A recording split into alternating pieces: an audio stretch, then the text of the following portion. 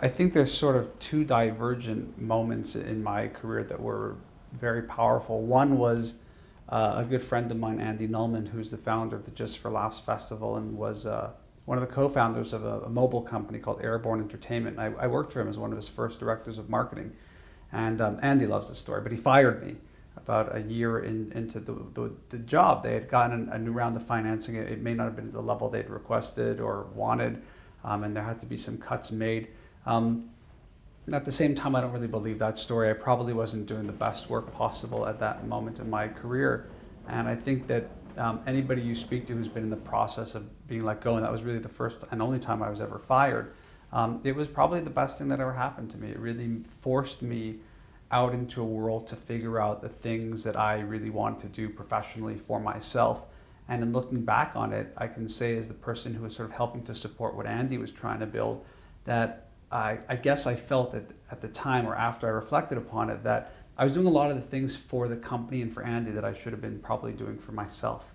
And it was a very powerful lesson to me in terms of really understanding my desire to really want to be an entrepreneur. I would say the second one, in terms of more maybe happier things, although I do consider that to be a happy moment. I think for me it was the book deal, the first book deal. It was just this idea of being in Manhattan and having a literary agent want to connect and sign me, and then signing a major book deal out of Manhattan. Those things really validated the work that we're doing here at Twist Image. You know, it's very much a team effort here. I have 4 business partners. We have over 100 employees in 2 offices.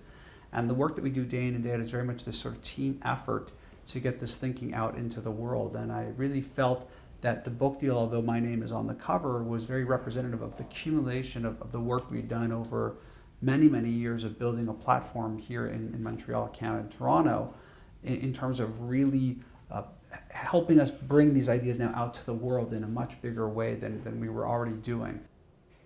For me, success isn't about money or where you live or what you have. It's about waking up every day and feeling that you're not going to a job, but rather that you're waking up and going to something that's the work you were meant to do.